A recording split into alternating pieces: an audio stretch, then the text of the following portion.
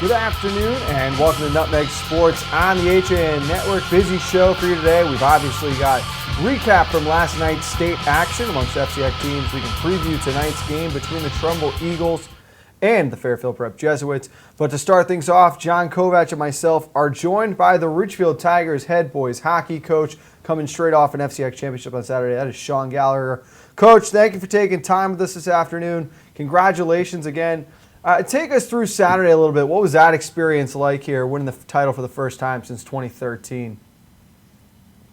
It was a great night. So, especially for this group of seniors, they've been through a couple of tough years, and this has been their goal from day one. So it was great to see them accomplish it. And you mentioned this group of seniors. This really has been a season in the making now for a couple of years, and it's one of the best seasons in program history. I don't know if you saw the Richfield basketball team on Monday night, but coming off their FCX championship, they stumbled up against Shelton. What's practice been like this week with your boys? How do you keep them focused on the task at hand now and the eye on the prize of making it up to Ignalls? Monday afternoon was still a little. They were tired. They were just kind of mentally exhausted from the weekend, and definitely not concerned about that because yesterday's practice was much better tempo, much better pace. So practice in general was good leading into today. Coach, Saturday you're tied at 2 with New Canaan with 7 minutes to go, and this becomes a runaway. What was your message to them when it was tied halfway through the third period? Yeah, before the game, we just talked about mental toughness and keeping a 0-0 mentality, regardless of what happened, and always trying to get the next one and just keeping it as simple as that. So when we went up 1-0, I think they did a good job of just staying in the moment, and every time that New Canaan answered back, which they did a great job of, by the way. Our guys were just continuing to plug away. We knew we were going to continue to get chances. It's just a matter of, if we're going to be able to bury them. New Canaan could not establish a presence in front of your net. Was that a point of emphasis going into the final? Always. Every hockey team's talking about that, just winning the midline and taking care of that area in your zone and getting into it in their zone. So, it's a big part of the game. And if you can win the midline, then you're gonna have a lot of chances and hopefully put some of those chances away. And obviously, it was one thing to dominate the front of your own net and win that midline when you were playing at even strength, Coach. But you guys took a lot of penalties in that championship game and were able to kill the majority of them off. You got through 7 of them in the first 2 periods. Tough to spin it, but how do you fix the discipline issue there now heading into tonight's game against Darien? Yeah, we've had some games throughout the year that we're in the box parade style, and then we've had other games where we've had 1 penalty for the entire 45 minutes, and so a lot of times it's just that night, and it's just that matchup, or the combination of the emotions in the FCX finals and what the referees think are the most important calls that they want to get the game under control, etc. So you just don't know what you're gonna have that night. But you're right. I mean, you can't rely on winning games when you're spending a period in the box. So it's definitely always a point of emphasis of trying to keep the discipline and keep mentally tough. But I was just happy to see him battle through it, and some of the calls were, some of their power plays were negated by New Canaan penalties as well during the game. So it was definitely tense at moments for sure. Oh, and you guys look so confident on that penalty kill. And you're right, the emotion was definitely a huge factor. We saw it from both teams in that game. Looking ahead to tonight's game against Darien, you're talking about the 2-time defending state champions who are, for the first time ever, coming off missing the FCX tournament. They've had 12 days to get ready. What kind of emotions are you expecting from the Blue Wave tonight, Coach? Yeah, I'm assuming that they can't wait to play a game. It's been a while, and they're going to want to take it tonight for sure. They're going to want to prove that maybe they thought they belong in the FCX tournament, and it's a playoff game. It's one and done here, so anything can happen. So we got to make sure that we bring the pace that we can play and the effort that we can play it at. So.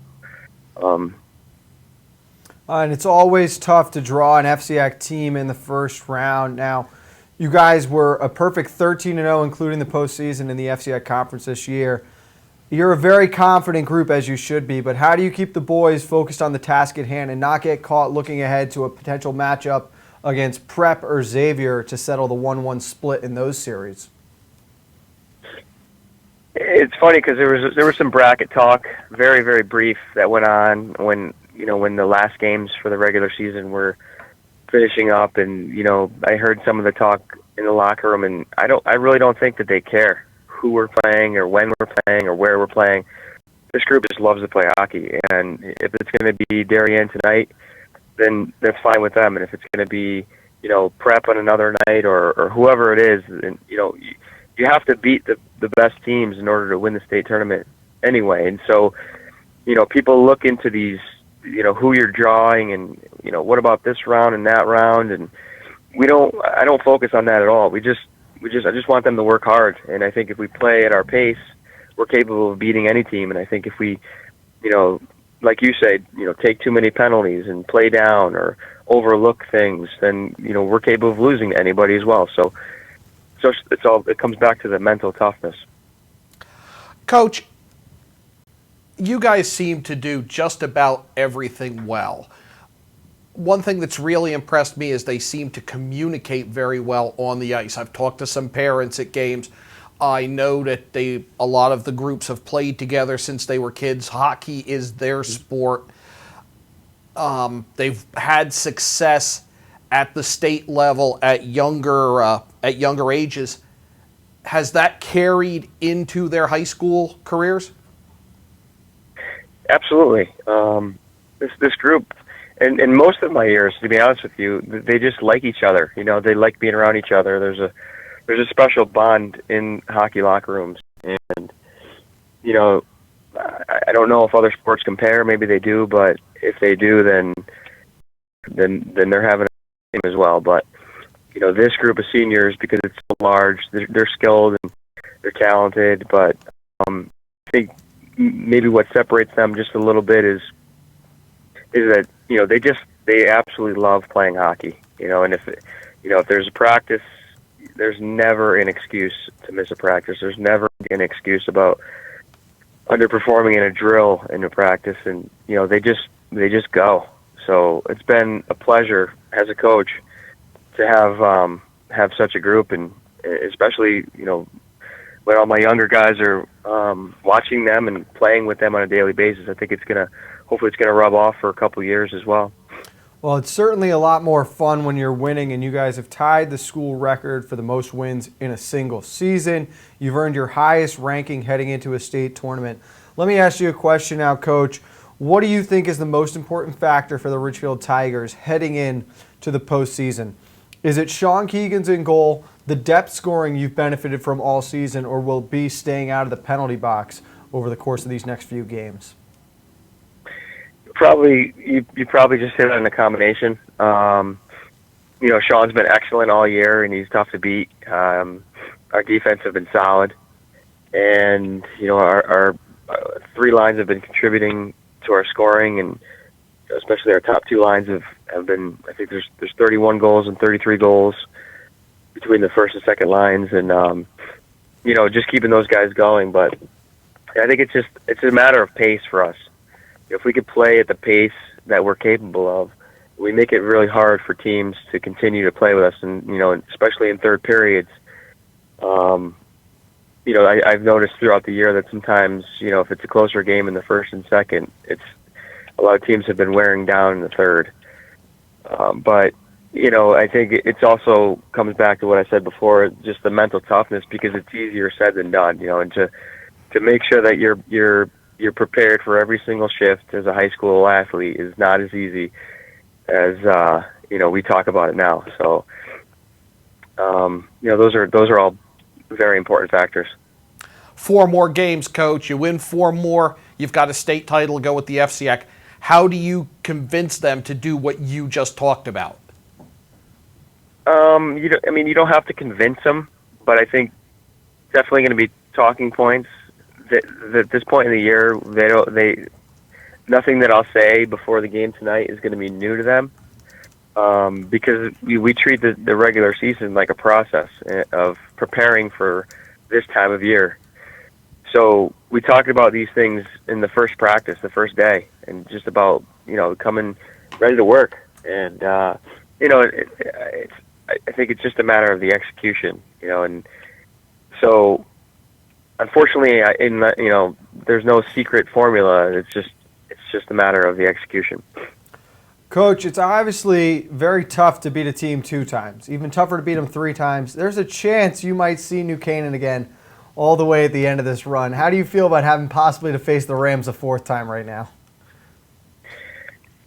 Well, I know Coach Gore and I both talked about it. If we're facing each other again, then that's a great sign for both programs. But I'm not, honestly, I'm not even considering spending any thought on that at all at this point. I think, our main focus is just going to be Darien for this evening and take it from there. I've been involved in state tournament games and seen state tournament games that, have gone sour in one way or another. And, we had a couple of bad upsets in our program history that I think are due to some of the lack of mental focus and toughness. So I think, to think about New Canaan and the only way we could possibly see them is in the finals, I think that might be hurtful more than helpful. So I think, just staying focused is the key.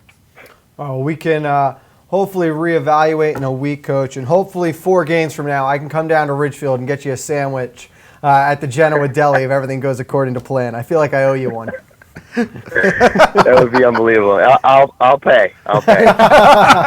Well, Coach, thanks a lot for taking time with us today. We want to wish you the best of luck tonight, and we'll talk to you soon. Yeah, thank you. And I just want to say too that it's incredible for the the hockey program, the basketball program. Speaking for Ridgefield High School, if I may, just the work that you guys are doing to highlight the high school sports in the area, and it's greatly appreciated. Oh, well, thank you very much. We appreciate the words, and good luck again tonight, Coach. We're cheering for you. All right. Thank you. Go ahead, John. I'd sign on for New Canaan Ridgefield again. We would be there in a heartbeat. I know that. That was Sean Gallagher, the head coach of the FCIAC champion Ridgefield boys hockey team, and you talked about a program that's had some woes. They've lost games in overtime where they've been the higher seed.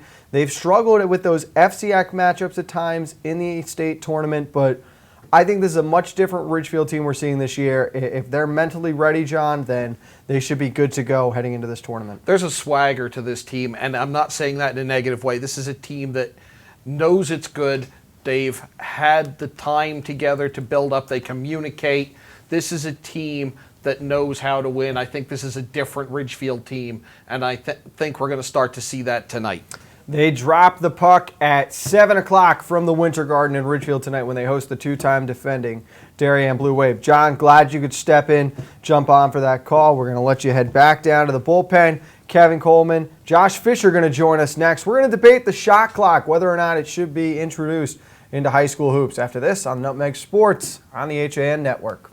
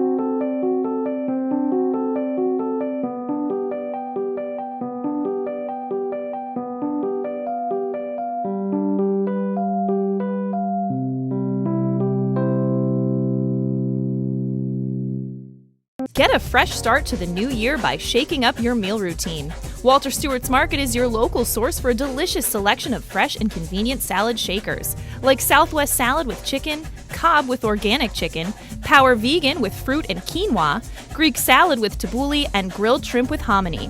Grab one from our salad case or order from our deli today. Walter Stewart's Market, 229 Elm Street, New Canaan, or shop online at stewartsmarket.com. While there's still a bite out on the water, most anglers have decided to stow the gear for the winter. Just because Mother Nature isn't cooperating doesn't mean you can't see the latest models of all your favorite gear. With 2 convenient locations, it couldn't be easier to get your fix of summer.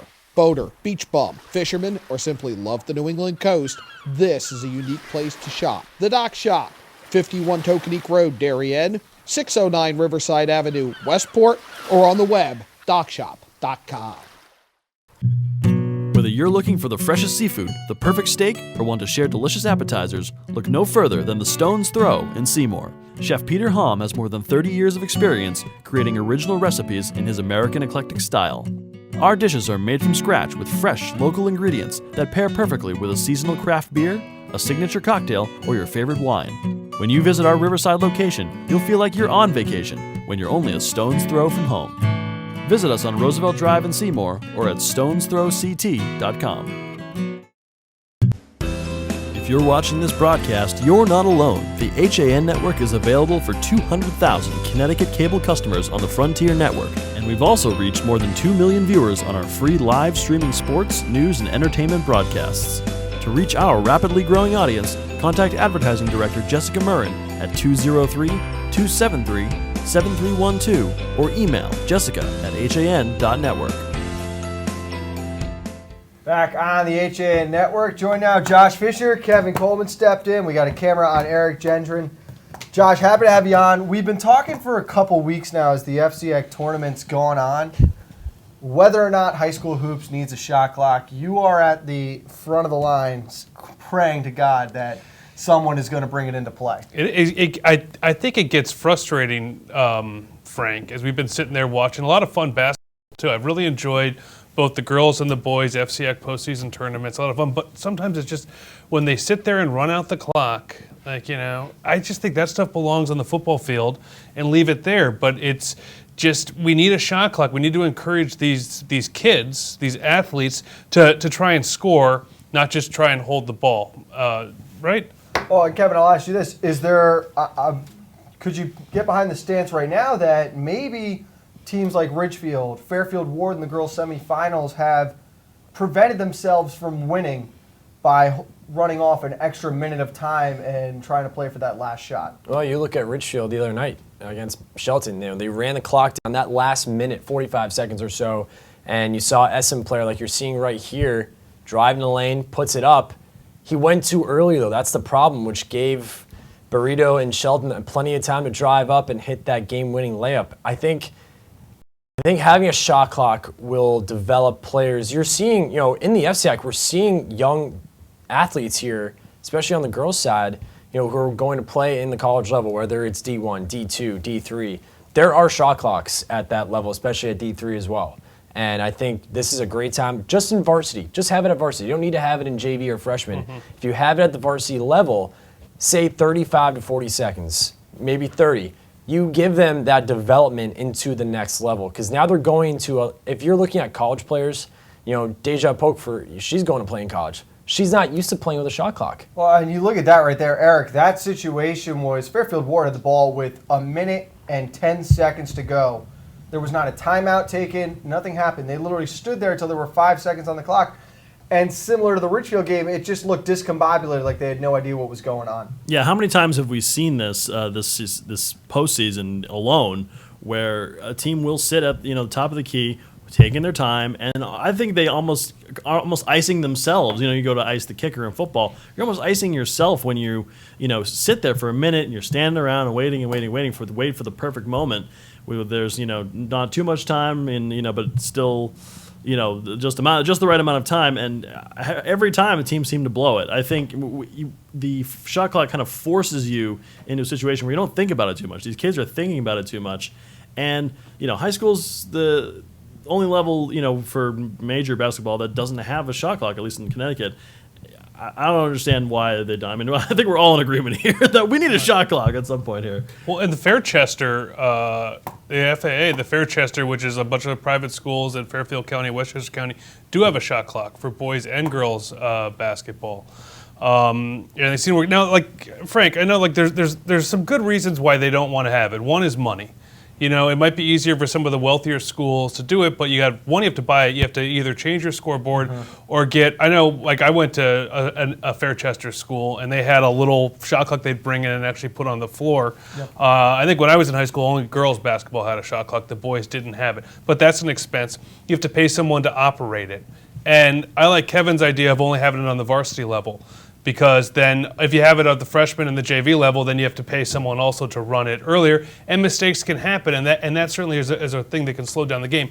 But I think, you know what, you're also preparing these kids for anyone who wants to go on to college and play at a higher level. Let me pitch you this idea. What if it was installed into the game in the last 2 minutes of the second and fourth quarter, as halves were coming to an end? Because I think a big thing we're all agreeing on here is purely at the end of games, we really saw it almost spoil what were tremendous postseason matchups and great games of basketball played that you just felt didn't have the right ending because of the way situations were handled. Right. I mean, look at the girls' side. You look at Trumbull.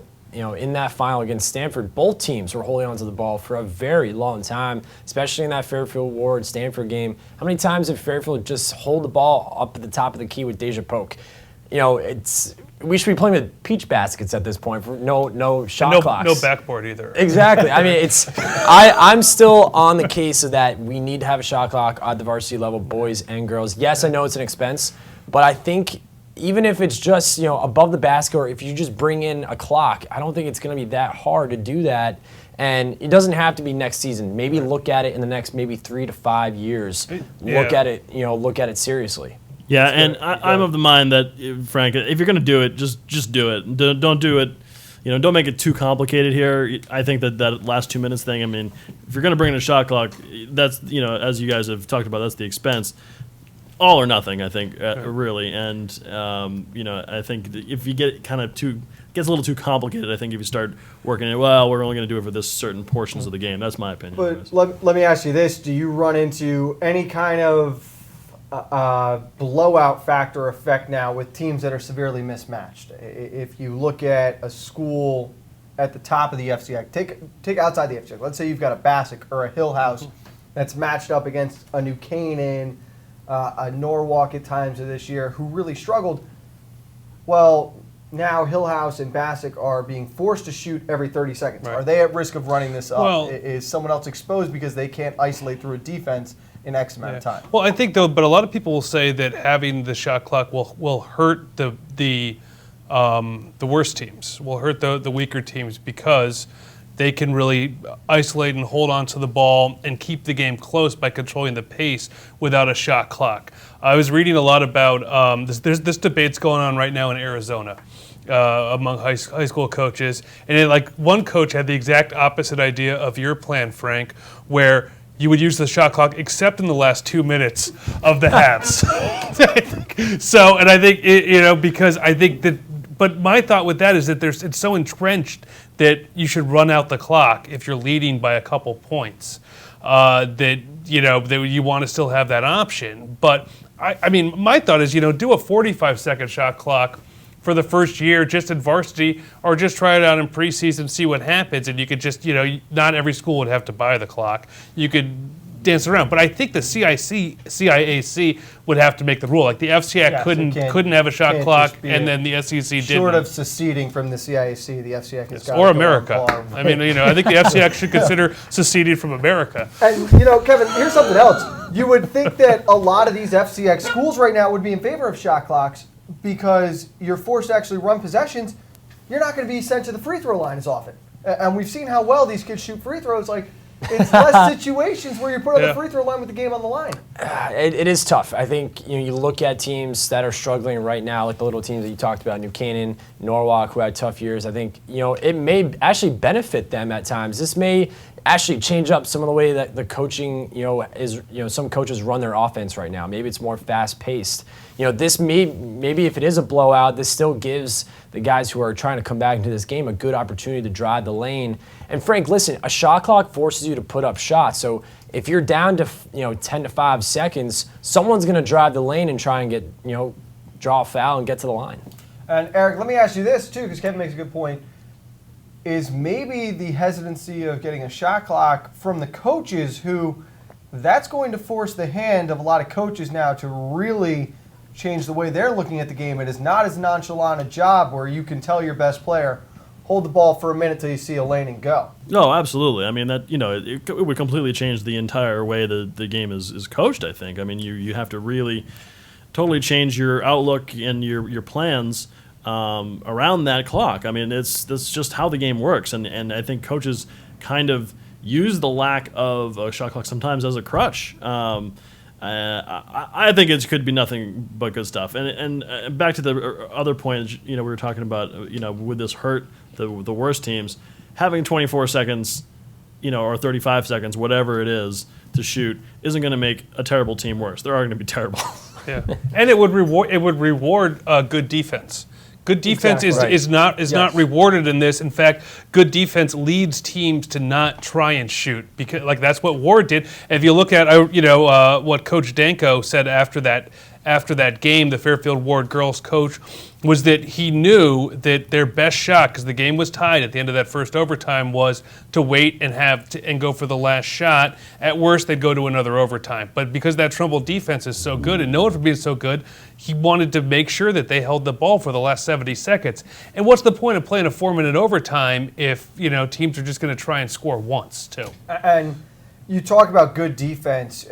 You're doing the opposite of rewarding good defense without a shot clock, because now if you can keep a team to the outside and out of sync for 40 seconds, you deserve to get the ball back. Right. To have to do it for 2.5 minutes, let alone at the high school level, that's just asking too much of a defense to do. But it's the case all too many times here. Well, look at it. If you see, this goes back to what we were saying about teams who are struggling a little bit. This is why games against the better teams, say Norwalk's going up against a Trumbull, this is why Norwalk could actually, get closer if they play solid defense, force a better team like Trumbull to shoot the ball. Maybe they're having an off night. Look at Wilton last night, hitting 18 three-pointers. If you play a Wilton team and force them to shoot the ball and they don't, start off the game really well, you could be a team that didn't come in, as people pick them, and you could, really take the lead. All these kids, all they want to do is shoot. It's only going to get more shots for each kid. I think it's great too. You give the defense that, you have to 35 seconds of playing hard.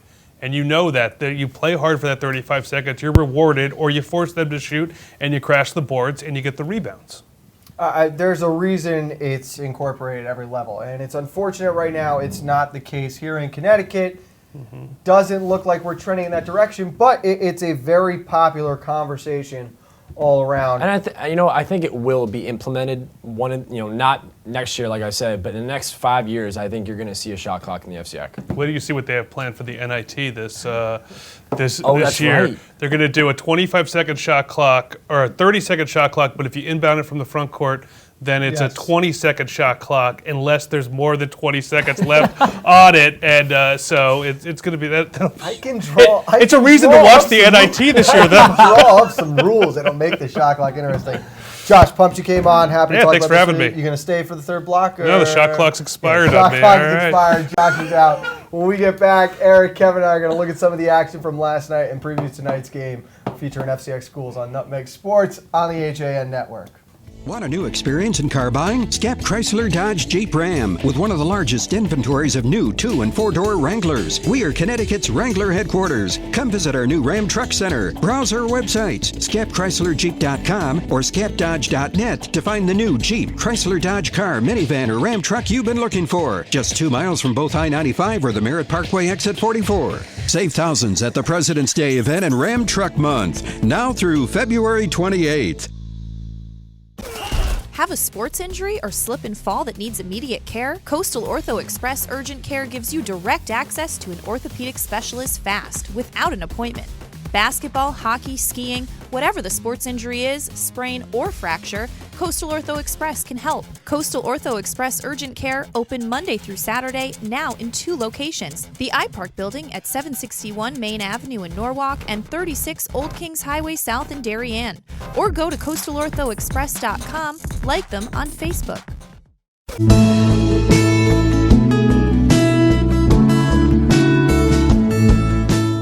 At the Milford Bank, we offer an extensive selection of lending products and services to meet virtually any need.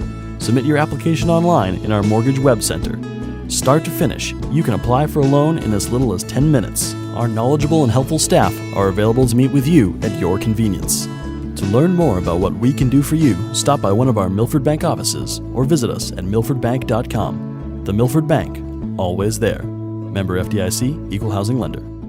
At InSports Trumbull, the game is always on inside. Recently renovated and home to one of Connecticut's largest indoor turf fields, InSports is a multi-sport recreation center providing state-of-the-art facilities for league play, camps, and youth programs. Sign your child up now for InSports Future Stars Basketball Academy, teaching skills on the basketball court for boys and girls ages 5 through 9. Visit InSportsCenters.com for more information on this 7-week program. And for adults, spots are also still available for our men's 30 and over and 40 and over leagues. Like and follow us on Facebook. We told Dad he could have his office back if he sold 150 cars last month. Deal's a deal. Well, Dad, you did it. You get your office back. Forget it. I'm having too much fun down here. My new goal, 160 cars. Wow. Folks, if you ever wanted a great price on a new Nissan, now is the time. Right now, lease a 2017 Altima 2.5S for only $99 a month. Isn't it time you got Millerized? I'm John Kovach. I'm a newspaper editor. I'm a high school football coach. I'm a television presenter. And I want you to love fishing as much as I do. Tune in to Yankee Fisherman, Thursdays at 1 on the HAN network. It's like going to the tackle shop without leaving your office. Hey, welcome back to Nutmeg Sports. You're getting a live look in our control room. I'm Director Eric Gendron, and as you can see, we're trying to fill this room up with a whole bunch of FCX swag. We want your team represented in this room, every sport we can get, and we're calling on all the schools in the FCX to, when you see us at your games this winter, spring, fall, let's get some swag and let's get you represented on Nutmeg Sports. Now let's head over to our host, Frank Granito.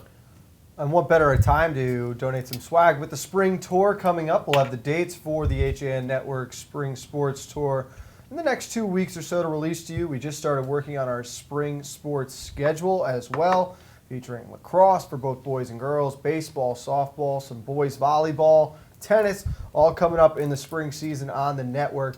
But before the spring, we've got at least one more game to call this winter. Trumbull Eagles and the Fairfield Prep Jesuits, round number 2 of the state tournament.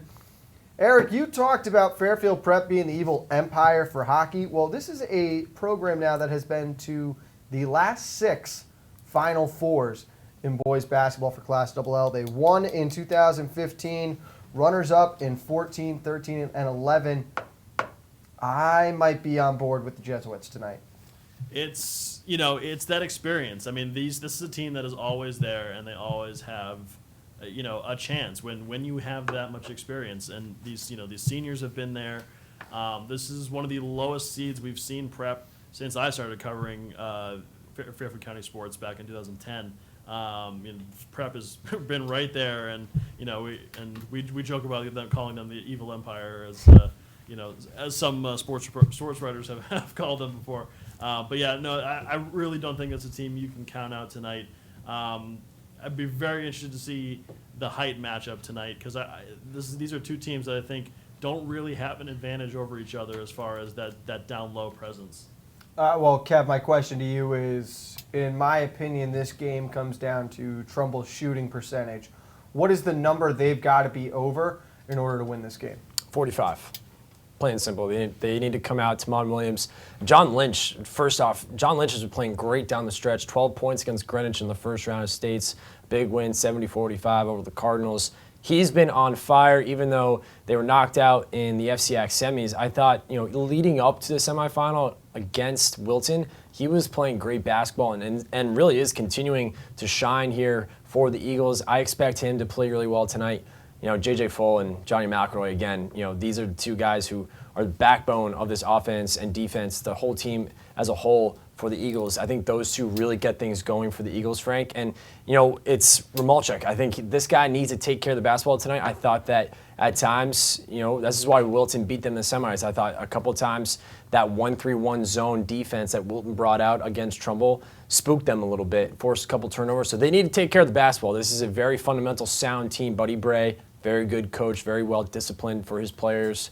I expect this to be a really well-fought game. Again, Fairfield Prep, 22 seed. I mean, this is a dangerous game. We've seen Trinity Catholic come into Trumbull and take care of business, so Trumbull, can't take them too lightly. It's a very... Go ahead, Eric. Sorry, Frank. You're good. So I just found out that this is the lowest seed Fairfield Prep has been since 2010 when they were the 29 seed, and they've been the number 1 seed for 4 years straight.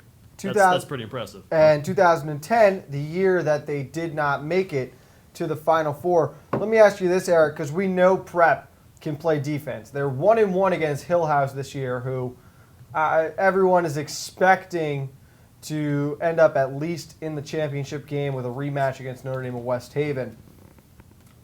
The second time when Prep and Hill House played, it was a 39-35 win for the Academics. Over under 100 in this game, Eric. Ooh, between Trumbull and Prep tonight? Yes. Under. I think we're going to be very under. I think this is going to be a very defensively minded game. And you kind of want the Connecticut basketball fan kind of wants to see that Hill House Prep rematch again because you can throw out the records every time those two teams get together. It's always an incredible, just knockdown, drag-out fight. But, we are the home of the FCX sports, so, we can't take away too much. Yeah, but to Eric's credit, and I completely agree with you, I think every time Prep plays Hill House is a big game, and they beat them during the regular season. You have to also remember, Prep only lost to Notre Dame West Haven by 4, Frank. They played some of the best teams in Connecticut really well. So, again, back to what I was saying about Trumbull, they need to be very careful at home.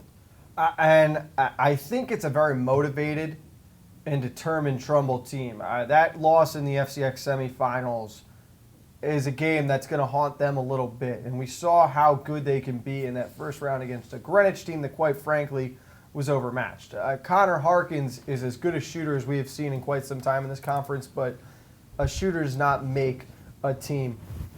I think the size advantage is an interesting matchup to watch. I loved how you talked about turnovers, especially against a Prep team that we know can play strong defense. Every possession has got to count. You've got to make it matter and take care of the basketball. After 5 minutes of this one, I think we'll have an idea of who's got the advantage, but it's honestly a toss-up to me, which is scary because you feel like you should be heavier on number 6 Trumbull, Eric. I completely agree. Trumbull is a team that we've seen a few times this year, and we saw them get taken down by Trinity, and we saw them get taken down in the FCX tournament. This is a team that has size and has the ability to dominate in the paint, but we kind of haven't really seen them take that impressive game yet. I think there are some down teams in the FCX that they certainly took advantage of. It'll be interesting to see. I think it'll be a good game, but, for a 6-22 game, the 6 isn't. If Trumbull's a favorite, it's really not by much. It feels way too balanced for a 6-22 matchup. The other Class LL matchups tonight include Danbury at Notre Dame West Haven, Darien at East Hartford, Fairfield Ward at NFA. In Class M, St. Joe's takes on the Eagles of Tolland at 7 p.m. They're on the road. Boys hockey, you've got Richfield and Darien, New Canaan and Greenwich, Fairfield and West Haven, and St. Joe's is at Northwest Catholic. That's the D1 tournament. One more thing I want to talk about today, and I want you to tell me, Kevin, how impressive this is with some of the accomplishments we've seen this winter season. The Wilton Warriors, without Jack Williams and Jack Wood in the lineup last night, 18 3-pointers in their state's opening game. It's crazy.